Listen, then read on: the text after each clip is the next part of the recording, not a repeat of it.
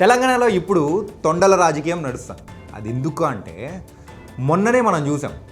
మరి BRS working president అయిన కేటీఆర్ గారు మన ముఖ్యమంత్రి అయిన రేవంత్ రెడ్డి గారిని తొండలు వదులుతాం, తొండలు పట్టుకొని వచ్చేస్తారు, అది ఇది అని చెప్పేసి తొండల గురించి అన్నారు. అయిపోయిందో లేదు, మరి బీఆర్ఎస్ పార్టీలో ఉన్న మరో ఎమ్మెల్యే ఇప్పుడు ఏమంటున్నారంటే సిపి సజ్జన్నర్ గారిని అండ్ పోలీసుల లాగులో తొండలు వదులుతామని చెప్పేసి అని అన్నారు. అది ఎవరో కాదు, ఆర్మూర్ ఎమ్మెల్యేగా ఉన్న మన జీవన్ రెడ్డి గారు. ఈ తొండల పంచాయతీ ఏందో అసలు అర్థం కావట్లేదు. సరే, ఈ తొండల పంచాయతీని కాసేపు పక్కన పెడదాం. అసలు నిన్న ఒక్కసారిగా హైదరాబాద్ మొత్తం కూడా అట్టుడికిపోయింది. కేసీఆర్ గారిని సిట్ విచారణ పేరుగా మరి తీసుకొని వచ్చి నందినగర్లో కూర్చోబెట్టినారు. విచారణ సుమారు 3 గంటల నుంచి 7-8 దాకా చేసినారు. మరి ఆ చేసిన సందర్భంలో అయితే మరి బీఆర్ఎస్ నేతలు కానీ కార్యకర్తలు కానీ ఎక్కడ పడితే అక్కడ మరి దిష్టి బొమ్మలు తగలట్టడము అండ్ ఇన్ఫ్యాక్ట్ ఆయన అక్కడ ఫామ్ హౌస్ నుంచి బయలుదేరి ఒక పెద్ద ర్యాలీగా ఇక్కడ హైదరాబాద్లో ఉన్న నందినగర్ నివాసానికి ఆయనకు రావడం కానీ మరి బీఆర్ఎస్ మరి లోపల ఉన్న ఒక అభిమానాన్ని మరొకసారి తట్టి లేపారా కాంగ్రెస్ పార్టీ వాళ్ళు అన్నట్టు కూడా అనిపిస్తుంది. ఎందుకంటే కక్షపూరితమైన రాజకీయాలు ఎన్ని చూస్తూ ఉంటే ఏంటిది అంటే మనకు పోయిన కొన్ని సంవత్సరాల క్రితం ఇన్ఫ్యాక్ట్ వైఎస్ఆర్సీపీ అధికారంలో ఉన్నప్పుడు మన చంద్రబాబు నాయుడు గారిని మరి జైల్లో పెట్టించడం మనం చూసాం. ఆ జైల్లో పెట్టించినప్పుడు ఆ తర్వాత పొలిటికల్గా ఎంత టర్న్ అయిందనేది కూడా మనం చూసాం. కంప్లీట్గా రాజకీయం మారిపోయింది.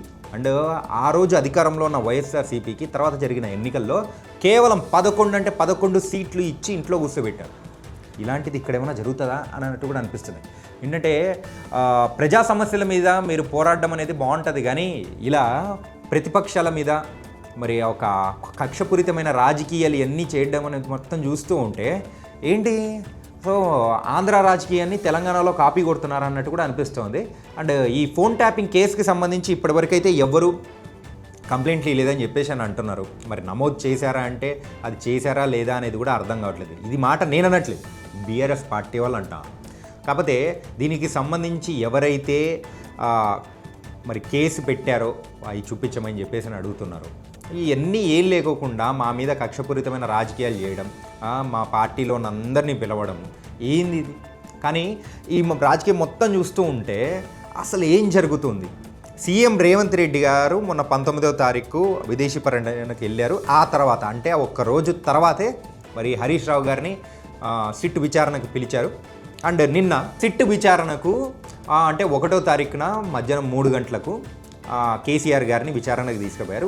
కేసీఆర్ గారి విచారణ కంప్లీట్ అయిందో లేదో మరి హైదరాబాద్లో ల్యాండ్ అయిపోయినారు మన సీఎం రేవంత్ రెడ్డి గారు. ఆయన లేని టైంలోనే సిట్ విచారణ స్టార్ట్ చేశారు. ఆయన వచ్చే టైం కల్లా కంప్లీట్ చేశారు. Task is completed, mission accomplished. అదే జరుగుతుందన్నమాట.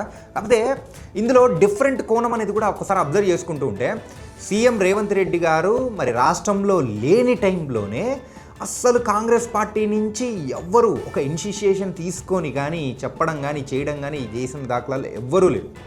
మరి బీఆర్ఎస్ పార్టీ ఒక్కసారిగా ప్రజల మధ్యలో వాళ్ళకున్న బలాన్ని కూడా స్పష్టంగా మరి నిరూపించుకోవడానికి బీఆర్ఎస్ పార్టీ అనేది ఖచ్చితంగా ఈ సిట్ విచారణను మాత్రం కంప్లీట్గా ఎన్కాష్ చేసుకుందనే చెప్పుకోవాలి. ఎందుకంటే వాళ్ళు అందరు అగ్రనేతలను పిలుస్తున్న టైంలలో కొంచెం ఆ అభిమానుల్లో కానీ కార్యకర్తల్లో వాళ్ళలో ఒక హీట్ అనేది కూడా పెంచుతూ వస్తున్నారు. ఇంకా ఫైనల్ ఎపిసోడ్ మరి కేసీఆర్ గారిని విచారణకు పిలిచిన టైంలో ఆదివారం కాబట్టి సరిపోయింది. హైదరాబాద్లో ఒకవేళ వర్కింగ్ డే ఏంటంటే ట్రాఫిక్ జామ్లు ఎంత ఉండేది, మరి సామాన్య ప్రజలు ఎంత ఇబ్బంది పడి ఉండేవాళ్ళు.